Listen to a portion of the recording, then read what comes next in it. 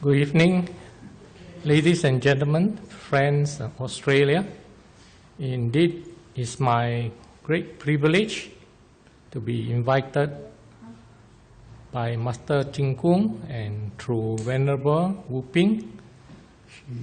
She extended the invitation to me to grow us from the interfaith community in Singapore to come and discuss and present about our faith perspective on various moral and ethical issues. So this evening I'll begin with a talk on filial piety and Christianity. And tomorrow I will talk on our Christian perspective on ethics, which is also part of moral and virtues, which our Buddhist friends value very much, and Christian too, we have that perspective on that. And on the third night, I will talk about the concept of retribution and in Christianity, and in what the Christian understanding of retribution, God's justice and His wrath. And on the final night, then I will close with some talk and thoughts on other matters. So, without much ado, I'd like to do my presentation on this topic of filial piety. As probably you all have known or familiar with this word filial, which is I think related to the word family. So it's talking about this family ties, and which is also dear to Christianity as well as to the Buddhist faith and other faiths as well. And also the Swami from Singapore, I believe came last month. He also gave some thoughts on such issues.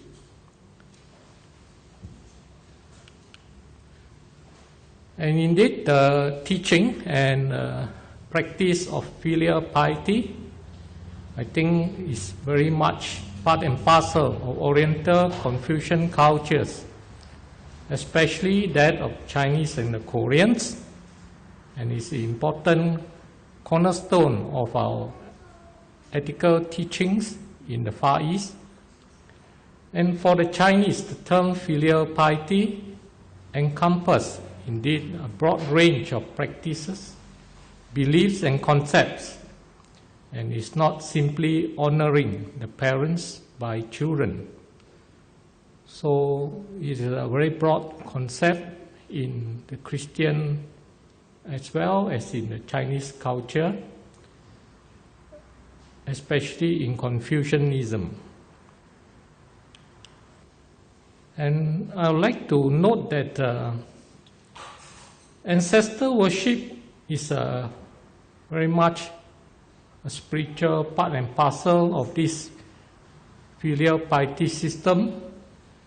And in the Far East, in Asia, many of us come from Christian background, but we are brought up in traditional Chinese families. We do not participate in this ancestor worship, and we are often perceived to be unfilial by our unbelieving parents. And this lecture, I hope to address this issue and to alleviate the concern that Christians are not interested in filial piety.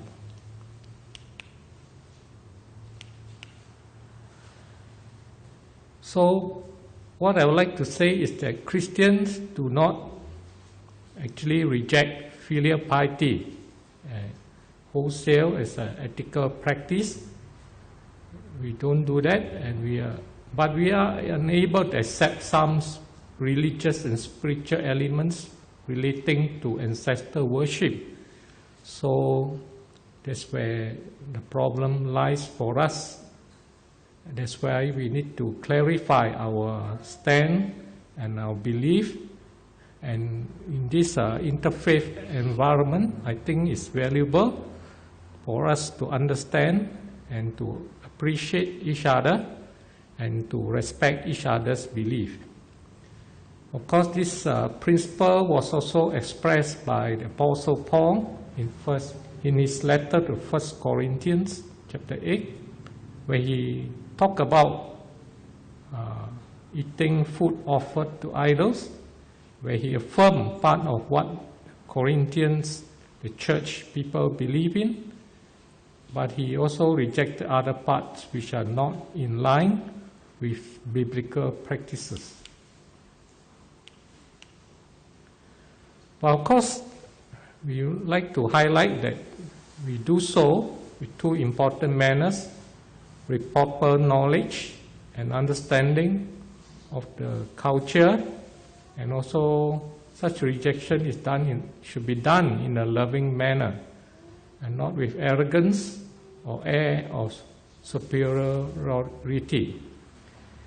Indeed, my bishop has noted that Christianity, especially in our part of the world, has a bad reputation because it sees itself as being exclusive and special in many ways, and also because we are quite firm in where we believe, and this causes frictions between parents and children, and beg your understanding and your forgiveness if our Christian brothers and sisters have caused you any resentment or any ill feelings. We apologize on their behalf, and a lot of this is due to lack of appreciation and understanding of each other. And in the past years, the inter-religious organization in Singapore has been doing well in these efforts to help religions understand each other. And this year, in our Chinese New Year festivities, Chingay procession, it was we are very delighted to have various faith community participating, Christians walking together with the Buddhists, the Hindus and the Muslims in the streets of Singapore celebrating. And there are many such events going on now in Singapore.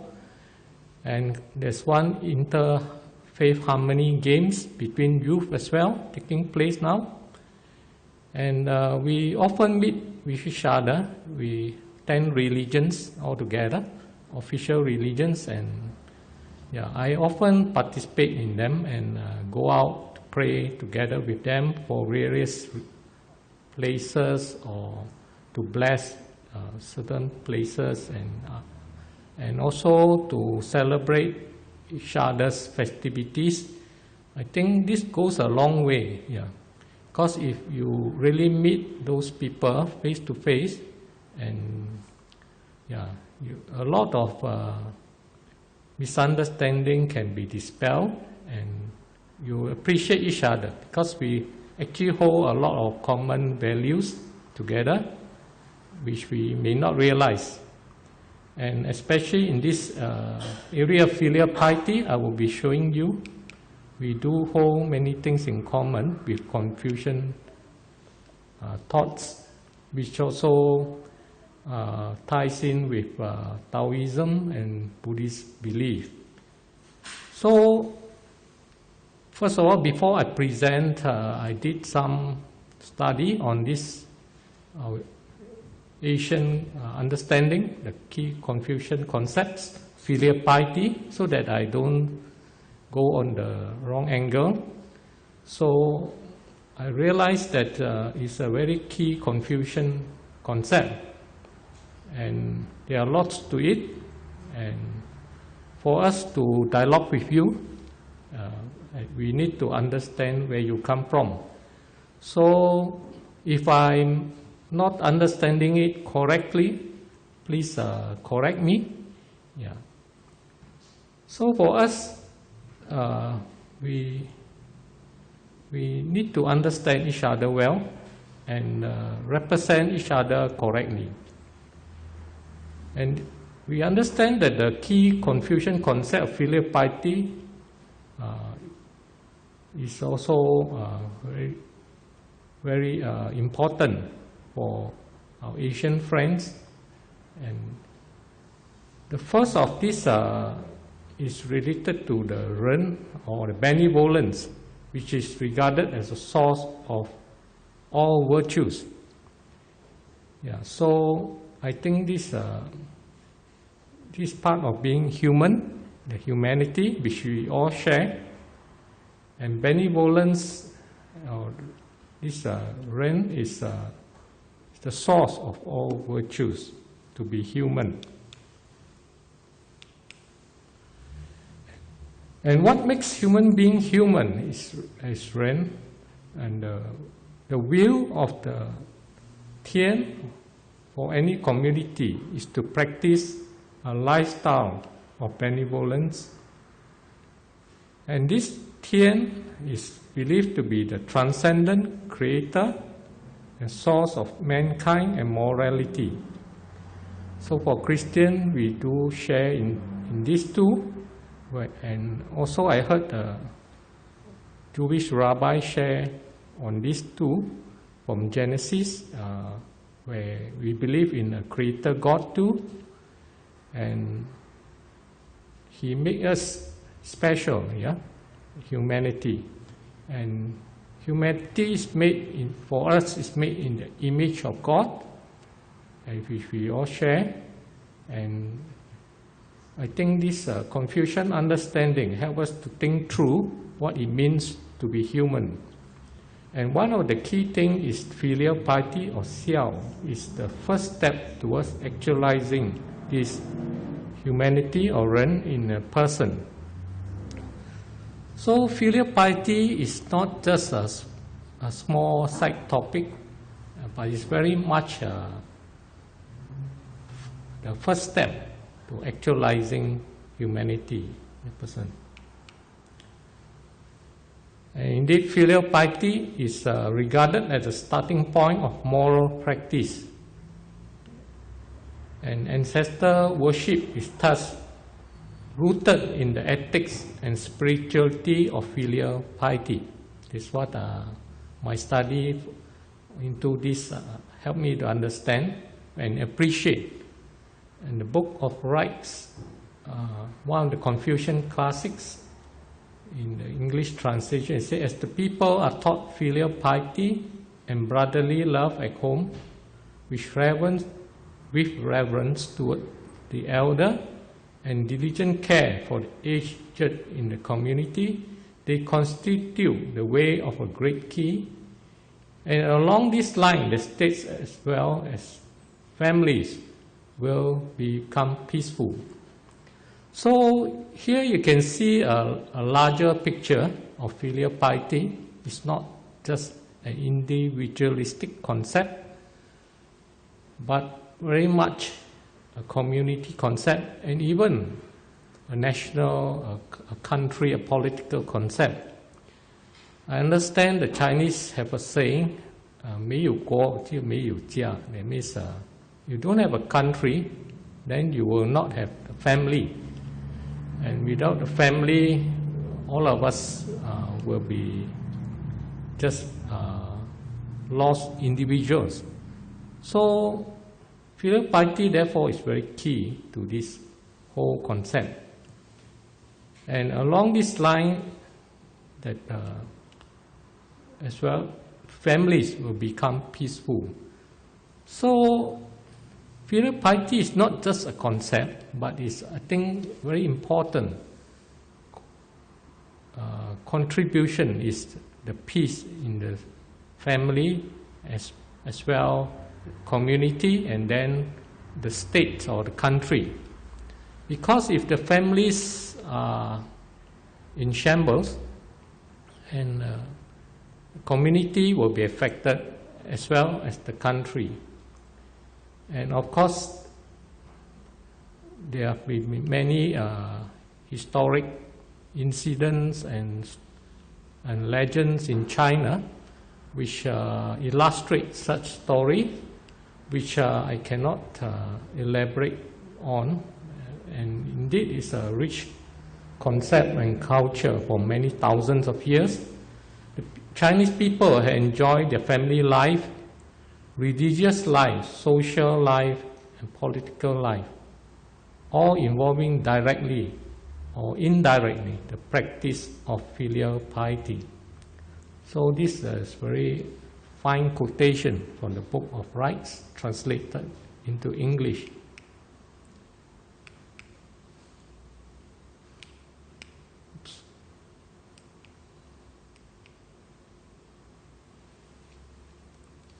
Yeah, so also the classic of filial piety states, therefore, to be without love of parents and to love other men means to be a rebel against virtue. It is filial piety which forms the root of all virtues. So here we can see being articulated is that filial piety is at the root of virtues, and its enlightening studies, and with all enlightening studies comes into existence. So this even affects learning. That's why in our Chinese Confucian culture, I think, to be a scholar, and it's not just about being brilliant, but if you lack filial piety, you have failed as a scholar as well. The classic of filial piety, or the Xiao Jing, is one of the most important works among the classical books of the Chinese.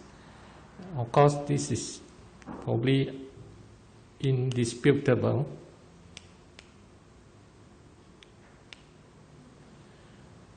Now we come to what the Bible has to say about filial piety. Of course, this term itself is not used in the Bible or among Christians, but we do have such teachings and concepts in the Bible. So it may surprise some critics who don't understand Christianity well, that the Christian Bible does contain abundance of teachings. And of course, our Christian Bible have two testaments, the Old and the New. And both of them teach children to honor and care for their parents. I will give illustration of such teaching later on. That children are to honor their parents is in fact enshrined in the 4th or 5th commandment. Probably those of you who have watched the movie The 10 Commandments.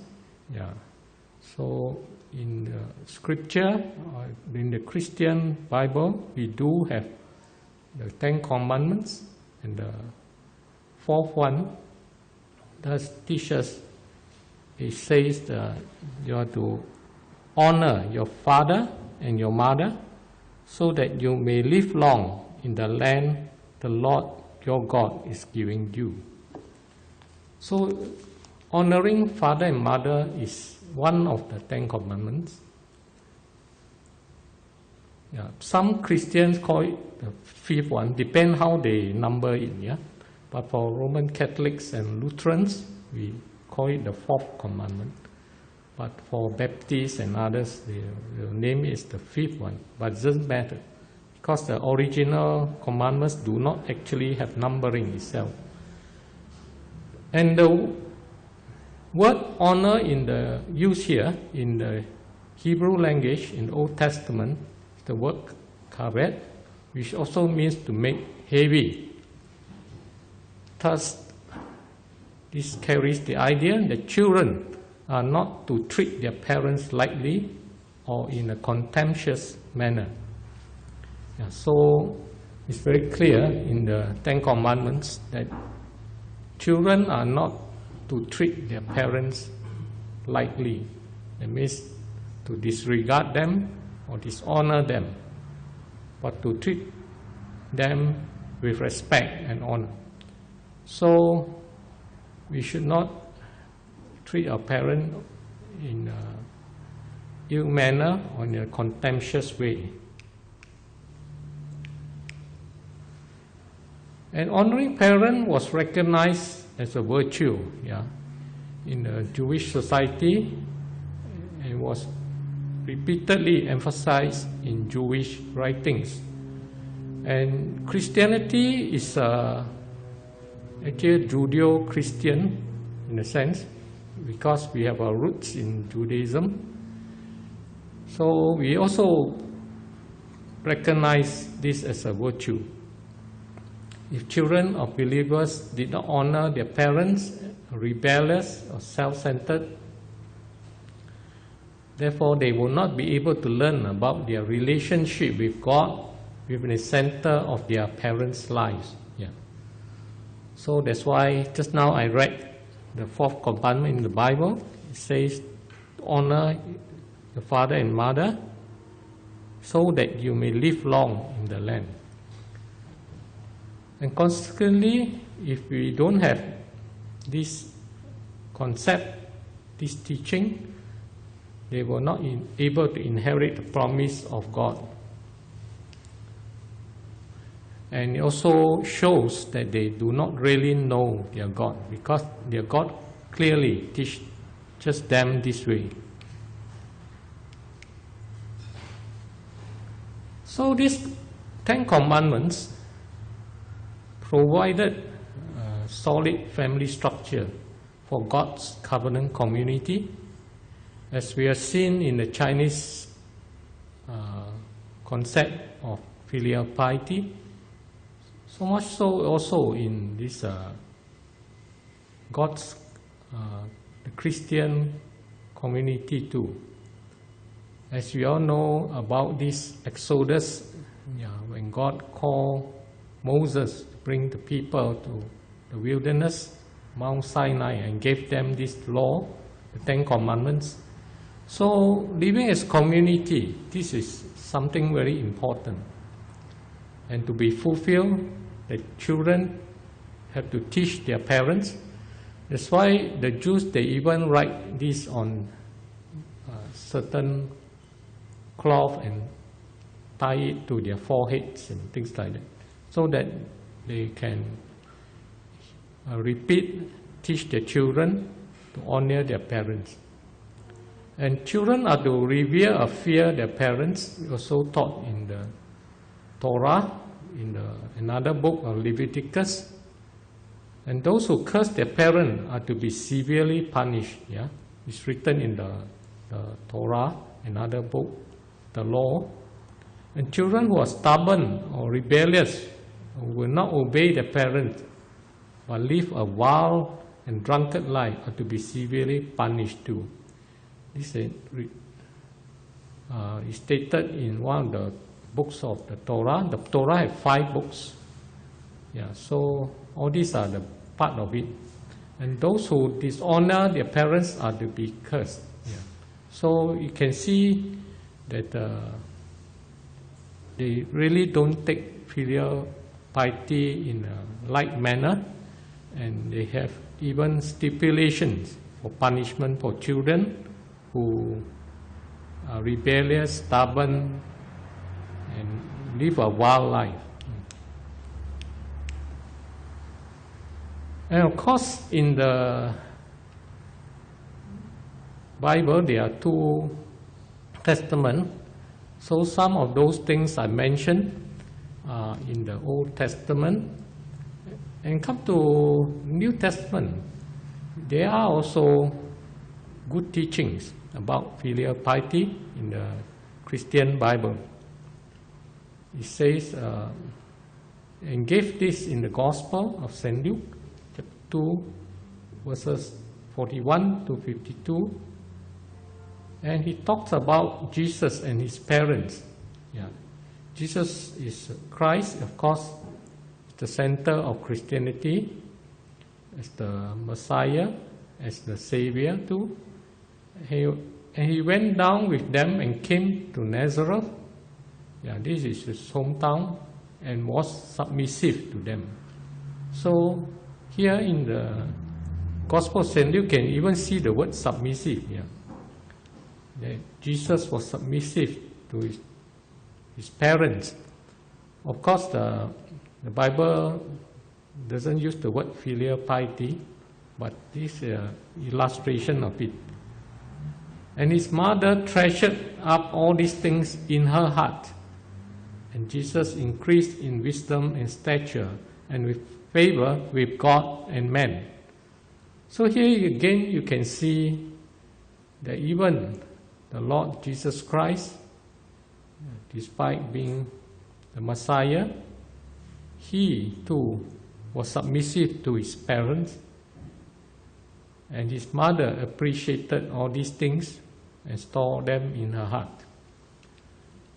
And here Jesus was noted to have be increasing in wisdom and stature and favor, and not only with God, but also with men.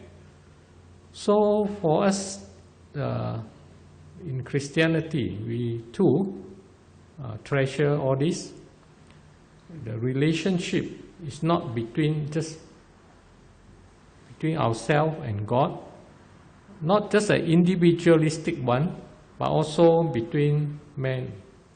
So we don't ignore this aspect as well, just like in Confucianism.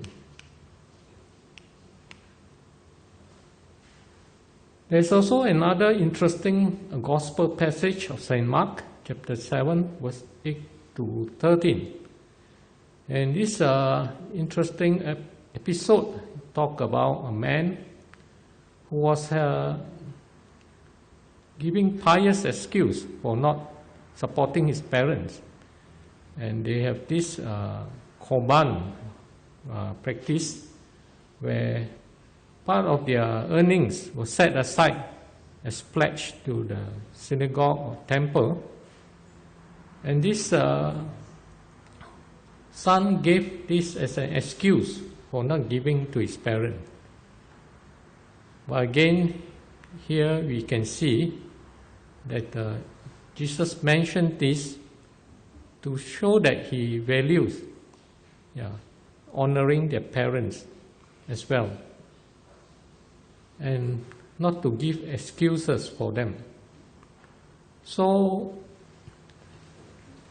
we can see very clearly Christianity do value filial piety, and this whole concept as a very part of human morals, human virtues, and very much part and parcel of ethics as Christian within the community of faith, and also in this example of Jesus Christ himself as well as his teaching. So it's almost beyond doubt that Christianity do value filial piety. And the Apostle Paul, he's one of the chief apostles who writes a lot. He's well educated, and he emphasized the honoring of parents as well. And in one of his letters to the church of Ephesians, recently I visited this place called Ephesus. It really still exists until today in Turkey, modern Turkey. And you can still see the Roman stadium, and the agora, the streets, and walk through it. It's very significant for us Christians that we tread the path where Apostle Paul treaded and did some of his ministry. And here Apostle Paul, he wrote to the church that exists at that time in this place, "Children, obey your parents in the Lord, for this is right. Honor your father and mother, which is the first commandment with a promise, that it may go well with you and may you enjoy long life on earth." So here, within these few lines, there's a very interesting concept come with it. That first of all, children are told to obey, that is to submit or to listen to their parents. Yeah, and this the word that was used by Apostle Paul. Yeah, have this word meanings: to obey, to submit, or to listen to their parents. And he mentioned that this is right thing to do. Right means in the way of the moral or the virtue as Christians. Yeah. So if you are Christians and you disregard or take lightly your parents, there's something wrong. It's not right. Yeah. According to this Apostle Paul. And of course he quoted one of the 10 commandments, to honor your father and mother. Yeah? And this commandment, he highlighted that this commandment comes with a promise.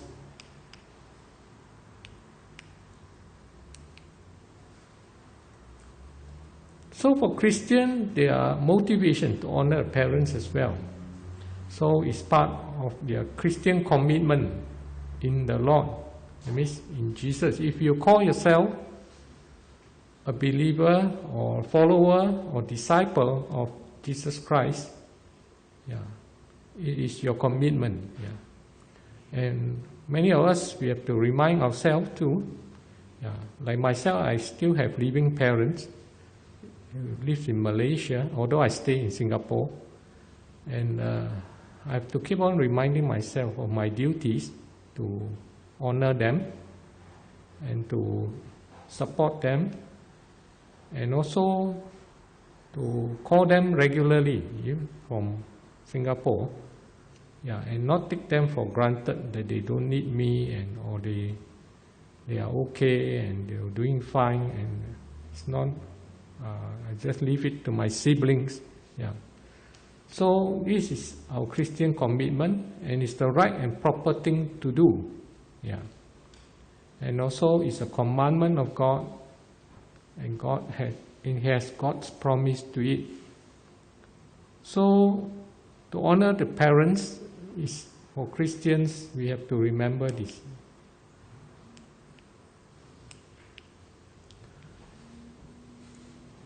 So he have actually emphasized the importance of honoring our parents. Yeah.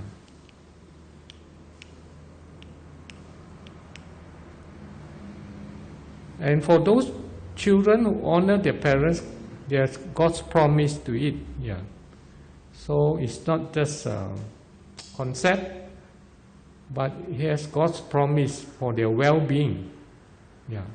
The things will go well with them, and they will live long. Yeah. So this honoring the parents is something that has God's blessing, in other words. But of course, this was not intended just as a personal blessing, and it also meant in a larger way the family bonds, yeah, are to be intact. Because if family bonds are broken, when children fail to honor their parents, the whole community will decay and will not survive for long. So of course, it's very similar, strangely, to the Confucian concept. Yeah. Because when I look at it, this is exactly what our Chinese Confucian concept is about.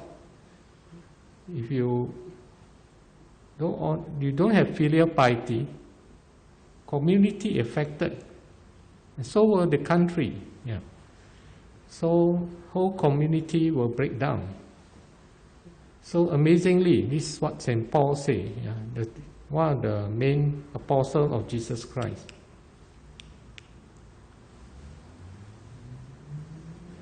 And also he mentioned that this is the first commandment with a promise, to show that it's important. The word first, first among the commandments come with a promise. Just like I mentioned earlier, in the Confucian culture, filial piety is not just one of those options or you can try to practice, but it's have a high priority.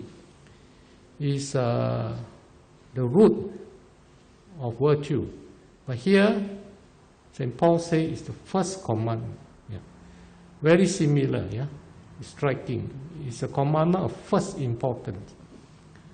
And this command is commanded to children as a priority for them, as well as providing a great promise for obedience. So, as you can see, because now we have this interfaith community and bond building, when we start to learn and start to study other cultures or religions, then you realize, there's so many similarities. I pointed out to you. It's amazing. So we hold many similar concepts. And of course, I cannot speak on behalf of Buddhism because I never been taught that. But I believe they too will have something similar regarding honoring parents. I've heard Pastor Ching Kung shared something, and Taoist priests have shared something in the UNESCO in Paris. Also very similar. So, we have many similarities. More similarities than we realize. So here are very evident similarities. There's another thing I'd like to point out before finishing is the Apostle Paul, in this ethics of filial piety, he pointed it's not just a one-sided affair, but includes reciprocity on the part of the parent. And fathers are thus admonished, do not exasperate your children. Instead, to bring them up in the training and instruction of the Lord. So here you can see a very unusual thing that you talk about is both ways. It goes both ways. Honoring the parent, and parents are not to exasperate or to provoke their children to anger. So, and from my readings in Confucianism, I realized they also have a concept of reciprocity. So we shall touch on the fourth lecture on the golden rules. Don't do to others what you do not want them to do to you. So reciprocity is also very much part and parcel of Christianity in this way. So parents are not to exasperate their children. Actions or attitudes which drive the child to anger, resentment, and so on, or to be excessively harsh in punishment, to make unreasonable demands, to be abusive or have violent outbursts, unfairness, inconsistency, incessant nagging, unnecessary humiliation, and insensitivity to child's development emotions. This is written by a Christian theologian, by the way. So here you can see Christianity does see from different angles as well. And the father is mentioned to have responsibility to provide training, to train their children, admonish their child, and bring them up in the knowledge of God as well. Because even in Singapore, we realize as a fast-growing and globalizing society, we tend to lose our values, because people live in a very materialistic environment and spend a lot of time in social media, as well as pressure of competitiveness in a global environment. So as a result, family ties are affected. Yeah? Parents do not spend so much time with their children, and children likewise are preoccupied and often do not build close bonds. And as a result, sometimes parents fail to teach their children. Yeah? And worst part is when parents, whatever religion they come from, they do not do their part, their commitment to the religion. And as a result, the children will do likewise. If the parents don't bother to go to church or temple and always busy trying to get more material things, the children will follow and be affected by these too. So it's very real. And the social media too has a very significant impact. So there's lots of joke about the whole family going out to restaurant for dinner. But when they reach there, instead of talking to one another, all of them are staring in their smartphones, checking the Facebook with their friends. The father is doing that, the mother is doing that. All of them are they are together physically, but they are not communicating. While waiting for the food to come, all they are busy staring at their own phones. So although they may near each other, they are actually not communicating. And without communicating, you can't teach. Yeah? And so it's something which all of us, the religious leaders, will still grappling with in Singapore. I'm not too sure in Australia such thing happens, but this, where I come from, is a very real thing.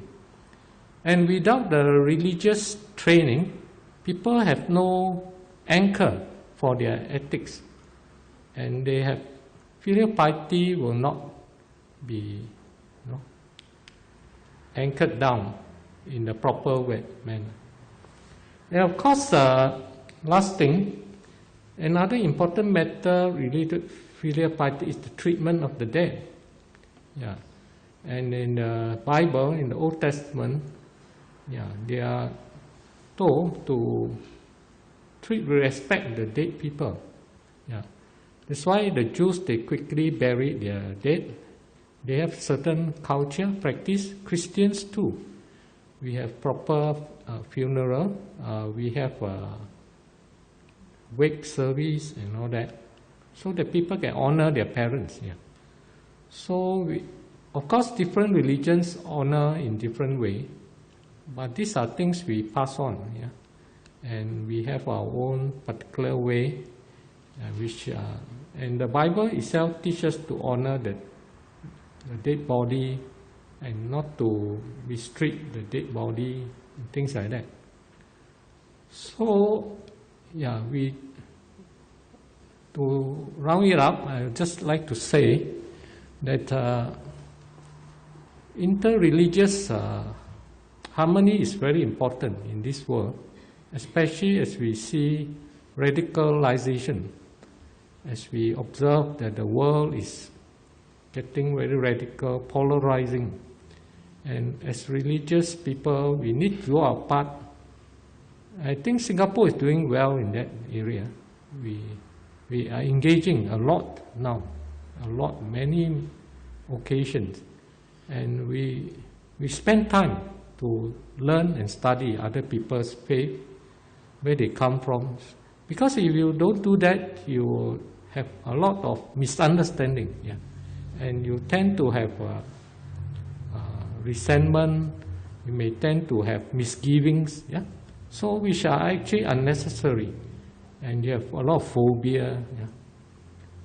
So now I can say that I can speak freely to Buddhist monks or Taoist priests without much problem.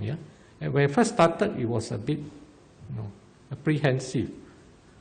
But as you get to know these people, and they actually, most people are better than what you thought they are. If you meet them face to face and talk to them. Yeah. So a lot of perceptions are not real. So we have to understand each other. And I hope tonight, as I share on filial piety, I hope you to present a fair view for Christianity. Thank you very much. Now open for some question and answers. One question for you, since you are from Singapore, I also from Singapore, Okay. and I belong to the older generation, so I see the transformation before the current government rule Singapore. The original Singapore as a British colony till now. That time, although a lot of older generation are not literate, but they are moral, traditional moral culture are very strong. So I influenced by them. And now I compare the current Singaporean, I find that materialism is abundant now, but spiritual-wise, it's a lot lacking. People are not happy and things like that. I don't know what is your view. Yeah, that's why I think just now I did mention it's a great concern to the religious leaders. So, like Taoist Federation, Buddhist Federation, now they are keenly aware of this, and the inter-religious organization, IRO, we call in Singapore, is already well aware of this too. So we are actually trying to teach our younger ones the values, and also to, like for example, the Buddhist and the Taoist Federation, now they have sessions to teach their young ones, and from what I heard, it's something like the Christian Sunday schools, they run it. And the Taoist Federation has produced these booklets in English, because what happened is the younger generation, most of them are now very conversant in English, and most of them lost their dialect root, their language, the mother tongue, although they learn Mandarin, which is the second language, but they are not very fluent in that, many of them. So what are all these religious groups do, like Taoist Federation, they produce special books to explain Taoism, the beliefs. I've seen that, and they are still revising it to make it even better. So the Buddhists, I've spoken to a young Buddhist monk, which is also conducting a lot of training to address this. But of course, materialism is a very strong pull factor because of the fast pace of the society there, and competitiveness. So it's a very competitive environment. So people have to work very hard. So everybody is getting, including the government itself. But of course, Singapore is stated very clear. This constitution, there is a secular country. But its understanding of secular country is not without God or without religion. It's not its definition. But of course they will not give, they will not be biased towards any religion. That's what they mean. But they do value. So, like the President and Prime Minister last year, we had this inter-religious dinner. So when they heard about it, they invited us, all of us, to go to their palace, Istana. And the President of Singapore was there, as well as the Prime Minister himself. So they realized that, even as a secular society, you cannot do away with religion. Yeah. And the important thing is this interfaith community also playing an important part. Yeah, because of various radicalization in that part of the world. So so the religious leaders and people of faith who understand their faith well should do their part and should not be so exclusive that I have done nothing to say to the Buddhists. As a Christian, you just keep to yourself. I think you have to reach out. Yeah, to reach out. That's why actually I have a lot of work in Singapore in the church. But when I heard the Venerable Wu Ping say come over and share something about Christianity, yeah, I do put in conscious effort that I will come because I want to contribute to just this. And I spend time to prepare all this. Yeah. It needs a lot of work because you have to read up. I think we should do something, yeah, instead of just letting our society drift away and then just everything collapse here and there. Then we try and rescue the thing. So Singapore, I think, is a fine example. Is doing some preemptive work towards this, and the government is very supportive, yeah, towards our efforts. So we now are very active in Singapore, and like past 2-3 weeks we went for prayer. Wow, almost all the 10 religions were there. Yeah, we have at least 9 turn up. Yeah. Except the Jews, sometimes because they have Sabbath, they are unable to come. Yeah. But they also come now and then. So it's a very good sign that all the religions are able to meet. And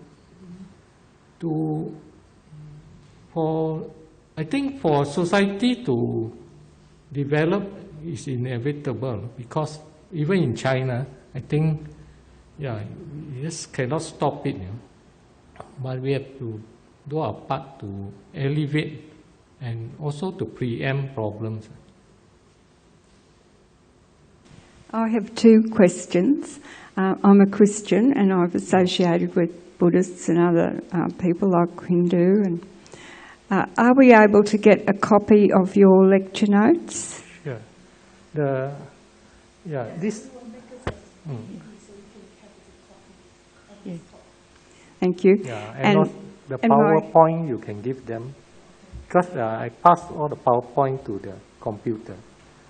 Yes, because I have a daughter that lives on the Sunshine Coast, and she thinks of herself more as a Buddhist now than a Christian.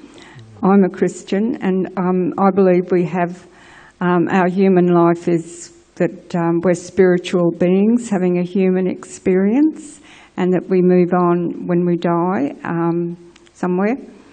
And I'm just wondering that we say about our soul, and I've lately started to think of the soul as our personality, and I was wondering what you think our soul is, because it seems to be separate to a spirit part of us. Yeah, that's a good question. Actually recently I did some thinking and study about the creation of humanity, because it's all anchored in the Christianity to the book of Genesis, chapter 1 to 3, where it talks about God creating the world as well as humankind and all the animals and plants.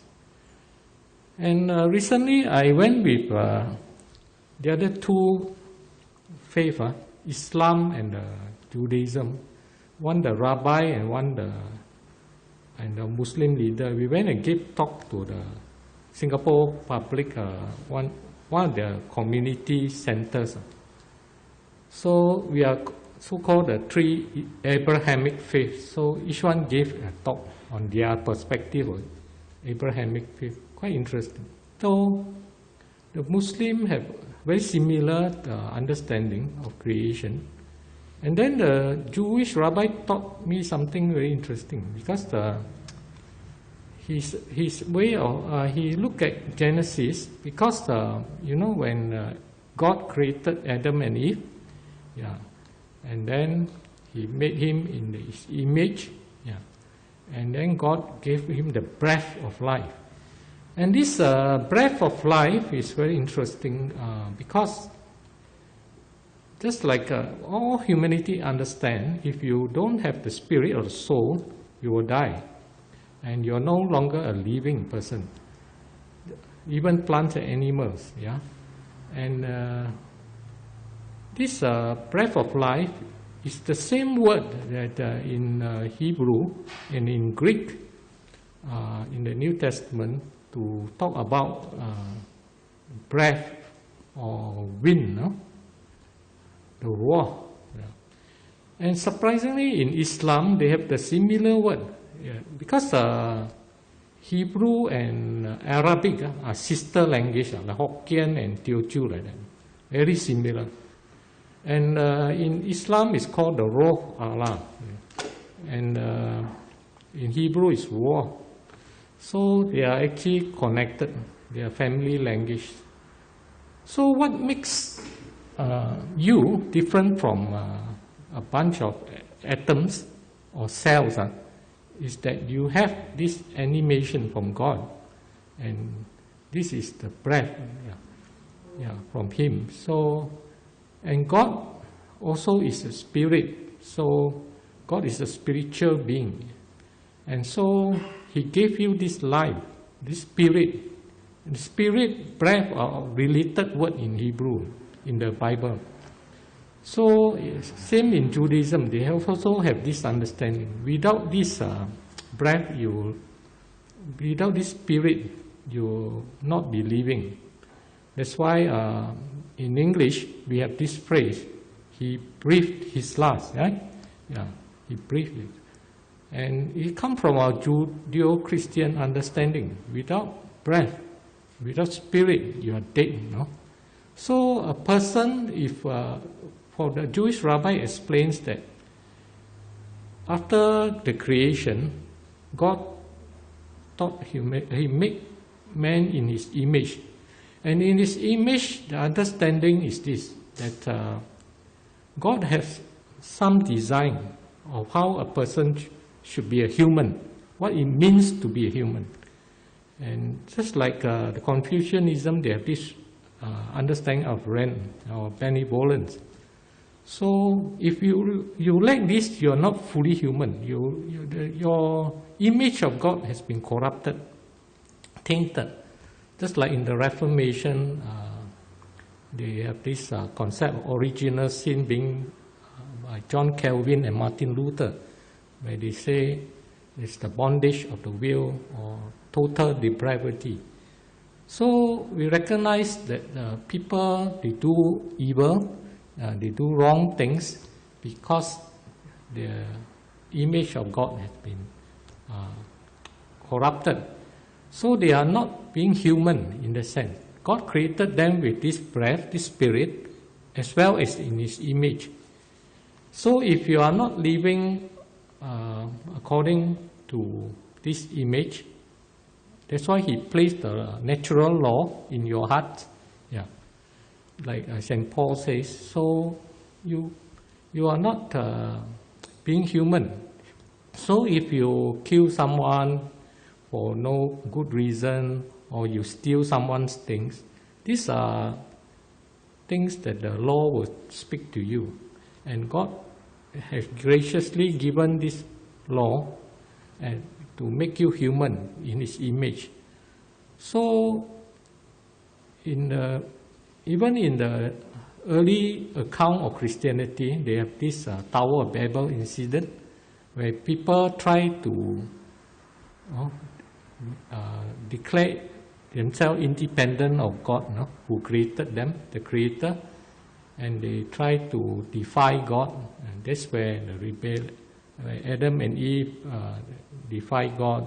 Then later on, this passed down, and then humanity start to degenerate.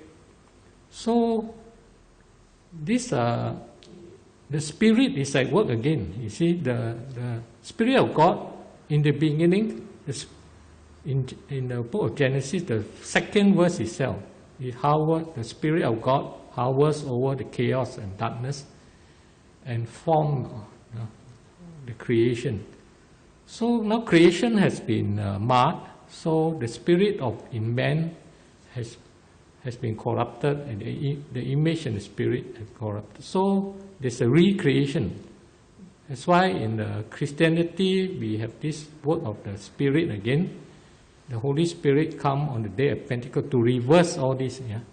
So it's very much related, and surprisingly, Confucianism understands to some degree this concept of humanity, which shared by the rabbi, Judaism, because he highlighted this. I was awed by And then later I went back and studied Genesis. Right? It's true what this rabbi is saying. Because and I studied the work of the Holy Spirit in Christian theology. Oh, it's exactly what he said. Because it's related to your life. Without the Spirit, there's no life. So, and this Spirit will always mold you as a human. He will try to tell you are going the wrong way. You are not following your God. So, and it will convict you of sin, they say. So, all this ties in. Thank you. Did I answer your question? Okay, any other question? Time is running. Yeah. We have 10 minutes left. Do you have any other question? What happened when the person died? What happened to the sick? Yeah, so this because we also realize that the Spirit is continue to live in the three Abrahamic faith, in Islam as well as in Judaism and Christianity. So we have a concept of afterlife. We do have a concept. I'm not sure about Buddhism. I would like to learn more. Because I'm not too sure. And when people ask me, I just say I don't know, because I don't like to represent people when I don't know. I have not studied it properly. So, if you're asking about the three Abrahamic faith, definitely there's a concept of afterlife. So the soul, actually for us, soul and spirit are synonyms. Synonyms, we don't distinguish actually between them. They are tied together. The soul living to the living being. The spirit has created the life. So without Spirit of God, from God, you have no life. So this Spirit, and there is the concept of judgment day. So in all the three Abrahamic faiths, we have a concept of there will be a final judgment, because there are two ideas about God, two attributes. That God is holy and God is gracious. So, but both need to be balanced in Christianity and in Judaism. That means God is a gracious God, a long-suffering, patient, like what Moses discovered about God. He's a compassionate God, loving kindness, but also He's a holy God. So because of He's a holy God, He will judge sin one day.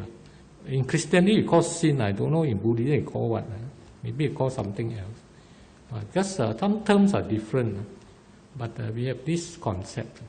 Because if there's no judgment, then it seems that evil doers, wrong, those people who perpetrate evil,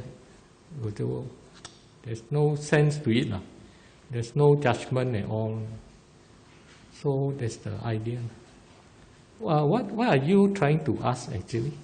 Can you elaborate? Sorry, the gentleman. Yeah. For my understanding, reason, we will be born again, either reborn or you are reborn, either you go to heaven, reborn, or you go to hell. Okay. What I understand for Christianity, after the person dies, they wait for the judgment day, and Jesus Christ to rise them, to bring them whether they could go to heaven or should go to the hell. Yeah. So between this time, judgment day, what happened to that spirit? For Buddhism, we know that you do the good thing, you go to heaven, or you reborn again as human being, or you go to pure land, or you go to hell if you do the bad thing, or reborn as an animal. Because we are very grateful because we were born as a human being. Okay, yeah, I get your question now. Yeah, for the Christian faith, yeah, probably a lot of people misunderstand. There's no, after a person dies, we believe the soul or the spirit, the soul and spirit to same to us, is go either to paradise or to hell. Yeah.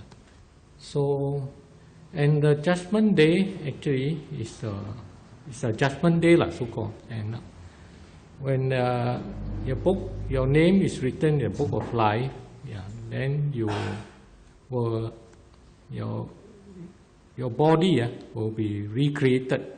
That means you have a new body. You have a new incorruptible body.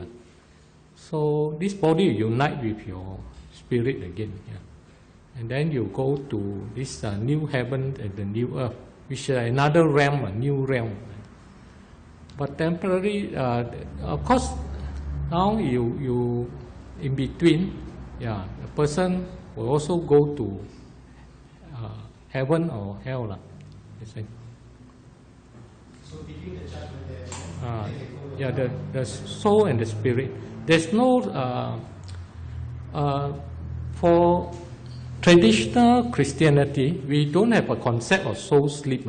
Only some cults believe, like some Christian groups, those we call cults, like Seventh-day Adventists or Jehovah's Witnesses. Some of these groups, they believe in soul sleep. That means the soul don't know anything until the judgment. But for most of the rest, Methodists, Lutheran, Anglicans, and Roman Catholic, yeah, the soul go immediately. Yeah. Because we believe that when Jesus say to the thief on the cross, today you will be, when Jesus crucified, there were two other persons crucified. So Jesus told the one of the thief, because the thief repented and asked for salvation, say, today you will be with me in paradise. So to us it's quite clear that you go straight to paradise. But we differ from Buddhism in the sense we don't believe in rebirth. Rebirth, it's an area of difference. Yeah. We recognize that. Of course, some friend, they say they seen some spirit or soul from the past, their relative or whatever around. I'm not sure, because Buddhism we do believe all these things. Yeah. In Christianity, there's a concept of this kind of spirits also, because in the Old Testament, there's a book in Isaiah, Ezekiel, where there are some angelic beings which also rebel against, not only human rebel. There are some angels, like one of the archangels called Lucifer has rebelled, and they have special powers that are different from human. Yeah. So, but they have a limit. God has limited them, their activity. So we do believe in demons. We do believe in such angelic beings, and sometimes we believe they masquerade as people who has passed away, and pretend to be them and all that, to frighten people, things like that. These are telling you the classical Christian belief.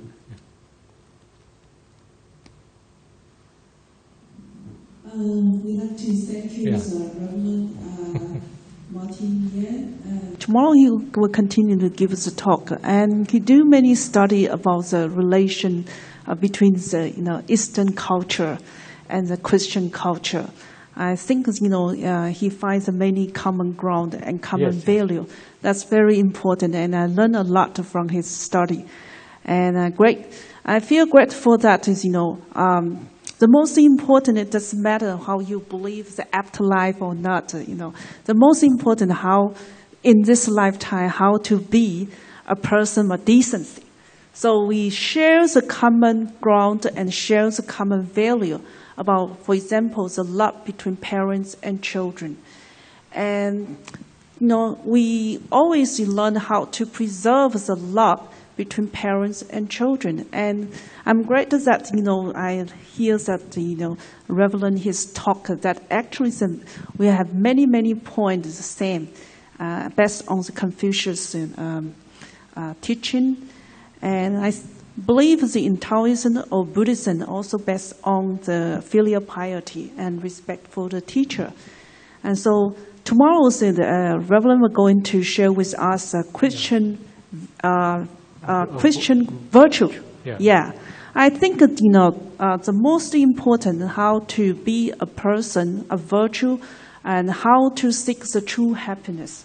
If we are the person of virtue and morals, then we will have the everlasting happiness and a true happiness in the peace inside our mind. I think that's more important.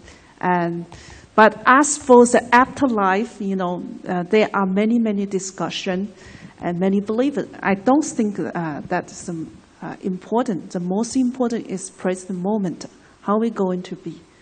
And we all have a different belief. Like the Hindu, they believe the reincarnation. Buddhism believe the reincarnation.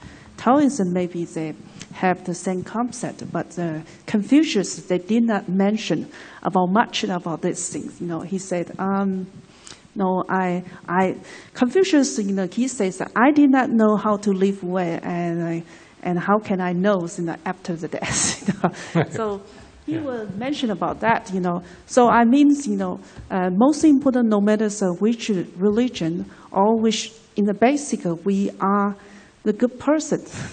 And the standard to be a good person, that I think that tomorrow's Reverend going to share with us in a Christian perspective. And thank you again for the Reverend, his hard work. He do lots of study to tell us this. Let's give him a pound of applause. Thank you. Yeah, thank you.